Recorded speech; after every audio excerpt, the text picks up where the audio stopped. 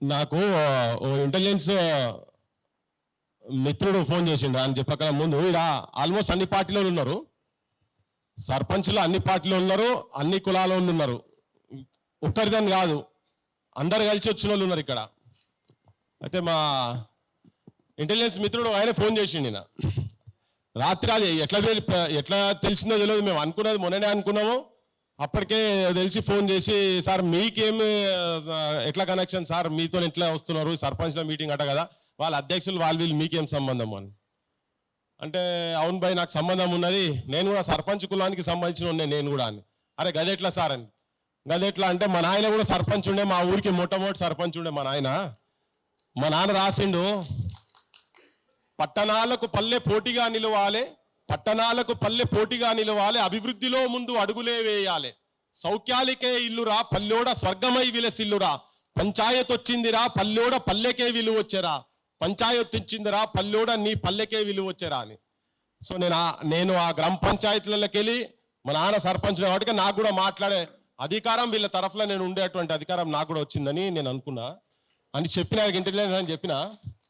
చెప్తే ఇక సార్ మీతో ఎవరు మాట్లాడతారు, మేమేం మాట్లాడలేమన్నారు. సార్ అయితే ఇక నువ్వు వచ్చి ఆడ కూర్చొని ఏమైనా ఉంటే రాసుకొని పో అని చెప్పిన. ఇప్పుడు ఇక రవీందర్ అన్న కావచ్చు, ఇట్లా వీళ్ళు మాట్లాడుతున్న అందరిట్లలో బహుశా మీకు అంటే లోపట ఒక ఆవేదన వాళ్ళ గుండెలకెళ్ళి తన్నుకుంటూ వస్తుంది.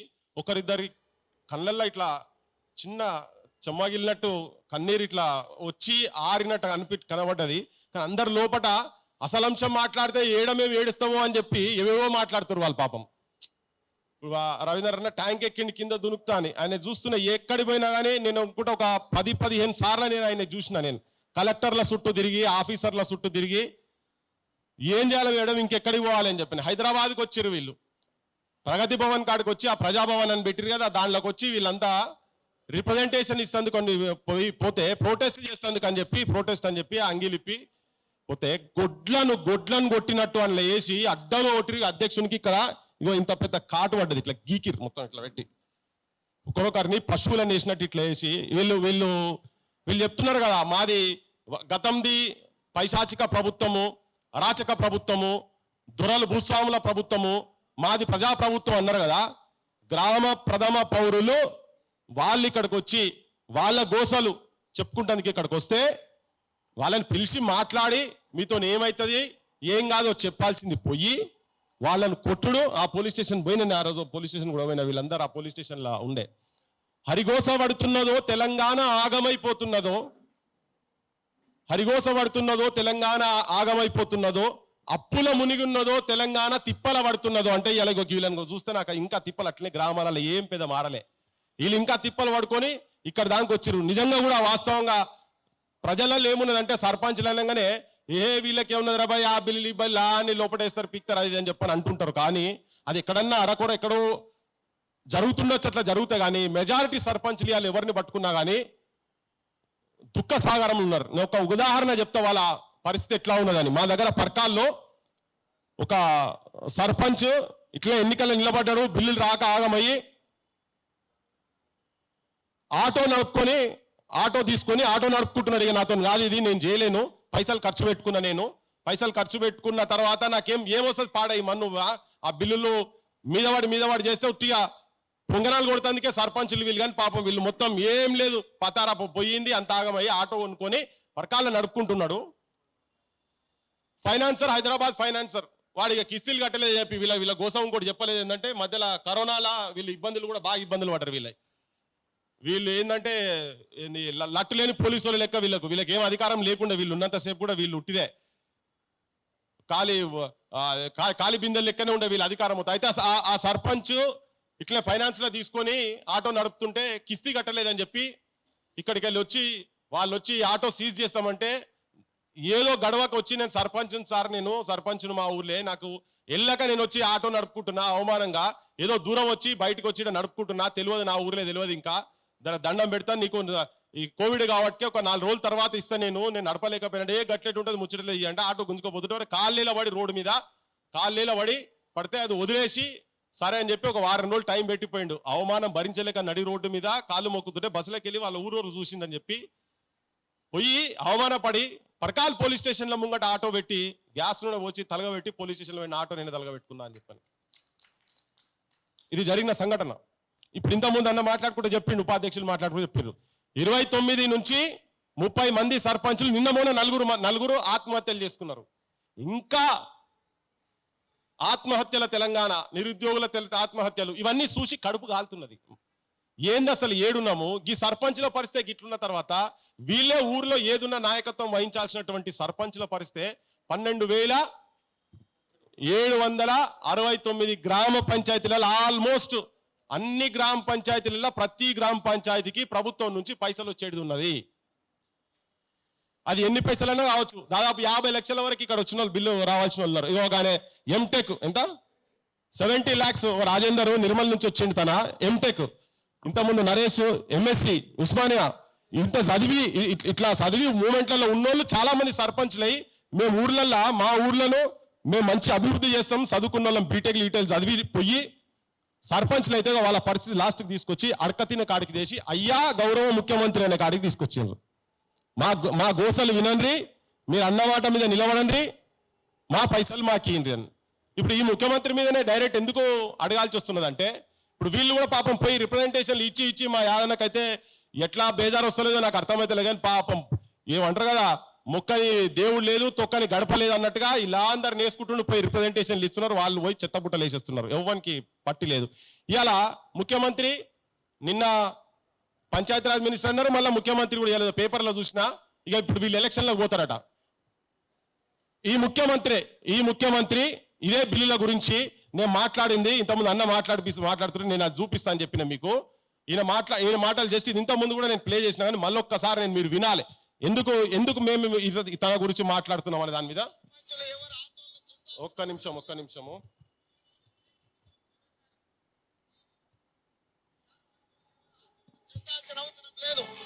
పోరాడి తెచ్చుకున్నాం తెలంగాణ, ఈ నిధులు తెచ్చుకోవడం పెద్ద లెక్కన. సర్పంచులు ఎవరు ఆందోళన చెందాల్సిన అవసరం లేదు. పోరాడి తెచ్చుకున్నాం తెలంగాణ, ఈ నిధులు తెచ్చుకోవడం పెద్ద లెక్కన. ఎక్కడికక్కడ సర్పంచులకు నేను విజ్ఞప్తి చేస్తున్నా, మీరు పాలక పక్షమా ప్రతిపక్షమా ఏ పక్షమో మేము పట్టించుకోదలుచుకోలే. మీరు కష్టాలలో ఉన్నారు, మీరు అప్పులు చేసి గ్రామాలను అభివృద్ధి చేశారు. వేలాది కోట్ల రూపాయల నిధులు మీ బిల్లులు రావాలి, మీకు కాంగ్రెస్ పార్టీ అండగా నిలబడుతుంది. రోడ్ల మీదకి రాండి, మంత్రులను నిలదీయండి. ఇన్న 3-4 నెలలైతే ఎలక్షన్లకు వెళ్ళిపోతుంది. ఈ ప్రభుత్వం ఎన్నికల క్షేత్రంలోకి వెళ్ళిన తర్వాత అనా పైసా కూడా మీకు రాదు. ఇవాళ మీరు అప్పులు కట్టడానికి ఇవాళ తాలి పుస్తకాలు అమ్మడానికి ఉండొచ్చు, రేపు మిత్తి కట్టడానికి కూడా అవి మీ దగ్గర ఉండవు. బిచ్చం ఎత్తుకున్నా ఇచ్చేవాడు దొరకడు. అందుకే ఇవాళ మంత్రులను చూసుకోబట్టి నిలదీయండి, ఎక్కడికక్కడ మంత్రులను అడ్డుకోండి అని చెప్పి సర్పంచులకు నేను విజ్ఞప్తి చేస్తున్నా. విన్నారు కదా, ఎన్నికలు అయితే పైసలు ఇచ్చేటోడు ఎవడు ఉండడు. ఎన్నికల ముందే రోడ్ల మీదకి రాండి అంటే ఈయనకు మొత్తం తెలుసు. ఎన్నికల ముందు అసెంబ్లీ ఎన్నికల ముందు 6 నుంచి 8 నెలల ముందు నుంచి కోడై కూసి యాడ దర్గా కనబడితే దర్గా మీద ఒట్టేసి, యాడ గుడి కనబడితే గుడి మీద ఒట్టేసి, అందరి మీద ఆంజనేయులు కావచ్చు కృష్ణుడు కావచ్చు అందరి మీద ఒట్టులేసి నేను రాగానే ఇవన్నీ చేస్తాను మాట్లాడింది ఈ ముఖ్యమంత్రి. మాట్లాడుకుంటే ఆయన ఏం చెప్తే ఆయన ఏమంటాడు, మీరు ఇప్పటికే పుస్తలు అమ్ముకుంటుండ్రు, మీరు ఇబ్బంది పడుతున్నారు, మీ కిస్తీలు కట్టేందుకు కూడా రేపు మీరు బిచ్చగాల లెక్క తిరిగినా కానీ మీకు పైసలు దొరికాయి. నేను రాగానే మీరు ఏ పార్టీ అయినా పర్వాలేదు, మీరు ఈ పార్టీ ఆ పార్టీ ప్రతిపక్షమా అధికార పక్షమా అని నేను మాట్లాడతలేను, పార్టీలకు అతీతంగా మీ బిల్లులు చెల్లిస్తా అని ఈ ముఖ్యమంత్రి గౌరవనీయులు రేవంత్ రెడ్డి గారు అనేటాయనే మాట్లాడి ఇంకొక పెద్ద మాట మాట్లాడే మాట. ఈ పోటుగాడు ఏం చెప్తాడంటే కొట్లాడి తెచ్చుకున్నాం తెలంగాణ అని. ఈయన కూడా కొట్లాడిండి, ఆయన సోయిలేని మోగ అయినట్టే వచ్చి కొట్లాడినట్టు ఈయన కొట్లాడి తెలంగాణ వచ్చింది. ఈయన మొత్తం చంద్రబాబు ఇంటి చుట్టూ ఆడ చెప్పులు మోసుకుంటా బూట్లు మోసుకుంటూ తిరిగిన బాపతోడినే ఈయన కొట్లాడితే ఆయనకైనా మళ్ళీ ప్రొజెక్షన్. సరే అది పక్కకు పడేస్తే ఈయన ఏమంటాడు, మంత్రులను అడ్డుకోండి అంటాడు. అయ్యా ఏ మంత్రులను అడ్డుకోవాలి? ఇప్పుడు మీరే ప్రభుత్వంలో ఉన్నారు కదా, రేవంత్ రెడ్డి గారు చొక్కాలు పట్టుకొని అది ఆంధ్రలో మరి తిరిగి అడిగే చొక్కా అంటారు, మన దగ్గర గల్లా పట్టుకోవాలి అంటారు. చలో మేము రెడీ ఉన్నాం గల్లా పడుతందుకు. ముఖ్యమంత్రి పృథ్వీరాజ్ రెడీ ఉన్నాడు, సర్పంచ్ రెడీ ఉన్నాడు. యాడికి రావాలి చెప్పు, నీకు గల్లా బట్టి అడుగుతాం బిడ్డ, నీకు గల్లా బట్టి అడుగుతాం. నువ్వు మనిషివా పశువా? చచ్చిపోతున్నారా నాయన అంటే కూడా పట్టించుకోవు. నువ్వే మనిషివా? పచ్చి అబద్ధాలు, ఏది మాట్లాడితే అబద్ధాలు మాట్లాడితే తీసుకుపోయి ఇళ్ళ ముంగడ పోలీసు వాళ్ళని తీసుకొచ్చి పెడుతున్నాడు. రేపు పొద్దుగాల ఇప్పుడు వీళ్ళు చెప్తున్నారు, వీళ్ళు అంటున్నారు కదా 2 రోజులు 3 రోజులకైనా నీకు టైం ఇచ్చేది లేదు బాబు, చూద్దాం ఇది కూడా చూద్దాం. నువ్వు అనుకుంటున్నావో గివిలో 15-20 మంది ఇడికి వస్తే ఏం బిక్తారు ఇల్లంతా అనుకుంటున్నావు. జనం లోపలికి ప్రతి మాట రికార్డ్ అవుతున్నది. నీ ప్రభుత్వం మీద వ్యతిరేకత వచ్చేటందుకు ఇదే ప్రెస్ క్లబ్ ఇక్కడ కూర్చొని మాట్లాడుతున్న ప్రతి ఒక్క మాటతోటి చాలా మంది ఇక్కడికి వచ్చి మాట్లాడుతున్నారు. వాళ్ళందరి మాటలతో ప్రభావం పడుతున్నది కింద.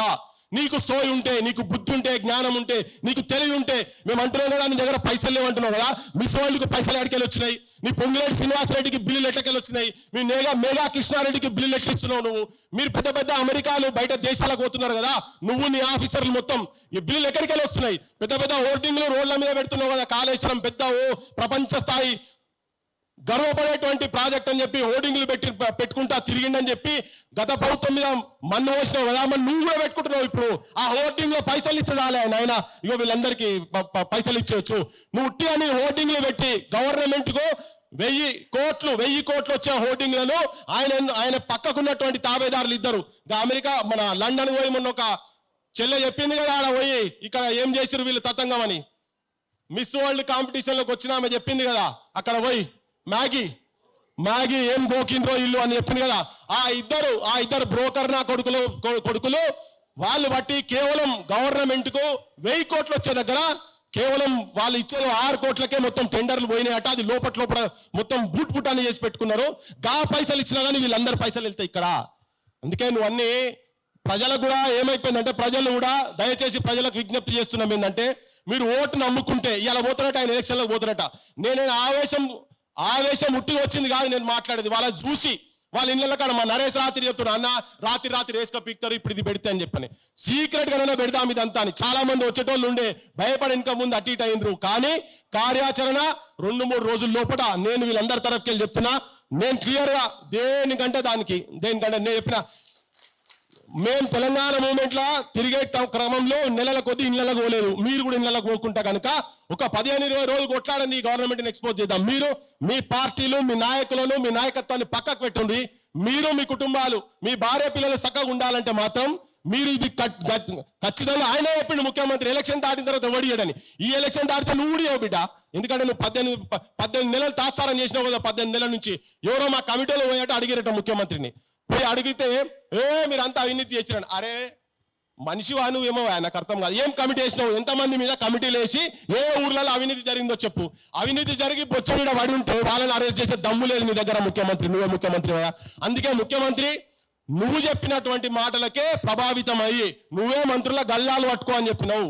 ముఖ్యమంత్రి గల్లా పడుతుందుకు రెడీ ఉన్నాం, మంత్రుల గల్లాలు పడుతుందుకు రెడీ ఉన్నాం. జర పోలీసులను పక్కకు పెట్టు, ఈడికెళ్ళే వస్తాం నీ ఇంటికి, జర పక్కకు పెట్టి రాను, లేకపోతే వీళ్ళ బిల్లులు ఇచ్చేసాయి. ఎలక్షన్స్ అనౌన్స్ చేస్తున్నావు, వీళ్ళ బిల్లులు రాకుండా కనుక ఇస్తే వీళ్ళు బిల్లు రాకుండా కనుక నువ్వు నోటిఫికేషన్లు ఇచ్చి ఎలక్షన్స్ కనుక పోతే ప్రజల దగ్గరికి మాత్రం మీరు మీ కుటుంబాలు రేపు కార్యాచరణ 2 రోజులు డెఫినెట్ గా ప్రకటిస్తాం అన్న. ప్రతి ఊర్లలో ప్రతి అంబేద్కర్ విగ్రహం దగ్గర కావచ్చు మీరు 10-20 మందితో ప్రొటెస్టులు మొదలు పెడదాం.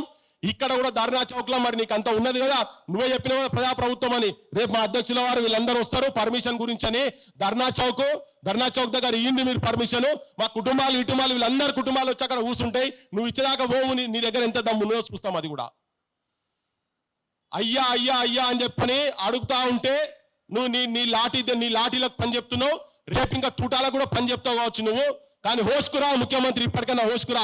రాజకీయంగా ఆలోచించినా కానీ నువ్వు సర్పంచ్లతో పెట్టుకుంటే, మొన్న పంచాయత్ సెక్రటరీలకు కూడా అదే ఇబ్బంది పెడితే మాట్లాడితే దాన్ని పక్కకు పెట్టిరా, మోకాలు పెట్టేదాన్ని దాన్ని తీసి పక్కకు పెట్టిరట. ప్రస్తుతానికి ఇంకా తెలియదు దాని సంగతి, అది వేరే అంశం. కానీ నేను సర్పంచ్ల కాడికి వచ్చిన వాళ్ళకు కూడా వాళ్ళ జీతాలలోకి వెళ్ళి పైసలు పెట్టుకుంటా ఉన్నారు. వీళ్ళు సర్పంచులు వీళ్ళు రేపు ఎన్నికలకు మీరు వీళ్ళ బిల్లులు కనుక చెల్లించకుండా కనుక వచ్చేది ఉంటే వీళ్ళ నుంచి తిరుగుబాటు రావాల్సిందే వస్తుందని చెప్పని ఈ ప్రభుత్వానికి చెప్తున్నా. మీరు దున్నపోతు మీద వాన పడ్డట్టు నాటకాలు వేయకుండ్రి.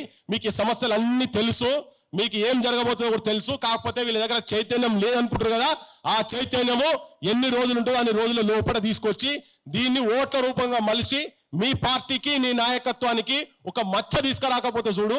లేకపోతే నువ్వు వీళ్ళ బిల్లులు మాత్రం నువ్వు వెంటనే శాంక్షన్ చేసి, ఇవి కోట్ల అన్ని కోట్ల కాదు, 600-700 కోట్లే అంటారు మొత్తం కలిపి, అది 1000 కోట్లైనా పర్వాలేదు. టాప్ ప్రియారిటీగా తీసుకొని నువ్వు ఇవి ఫస్ట్ వీళ్ళకందరికీ ఇవ్వాల్సిన అవసరం ఉన్నది నువ్వు చెప్పిన మాట మీదనే. ఆడి తప్పిన మాట ఏమంటారు? ఆడి తప్పిన మాట అటు కాదు ఇటు కాదట అంటే ఏమంటారు? అలా ఆడి తప్పిన మాట అటు కాదు ఇటు కాదంటే ఏమంటారు? ఏంటిది ఆడి తప్పిన మాట ఏంటిది? అరే గట్టిగా ఊర్లో ఉన్నారు మన సామెతలు, ఆయన కూడా బొచ్చడు చెప్తారు కదా. అక్కడికి తయారు కాక ముఖ్యమంత్రి మాట మాట్లాడినావు, మాట ఇచ్చినావు, మాట తప్పకు. నేను అనదలుచుకోలే ఆ మాట, కానీ జనం లోపల రేపు పొద్దుగాల ఇంట్లో అనే అవకాశం ఉంది కాబట్టినే ఇది కరెక్షన్ చేసుకోవాల్సిన అవసరం ఉన్నది. 2 రోజులలో మేము మళ్ళా కూర్చుంటాం, అందరము కూర్చొని ఇంకా మేమే కాదు చాలా బయట ఉన్నటువంటి సంఘాలను కూడా ఇన్వాల్వ్ చేసి ఇది ఒక ప్రజా ఉద్యమంగా తీసుకుపోయేటువంటి పరిస్థితి తీసుకురాకండి అని చెప్పి మీకు విజ్ఞప్తి చేస్తూ ముగిస్తున్నాం. Thank you so much.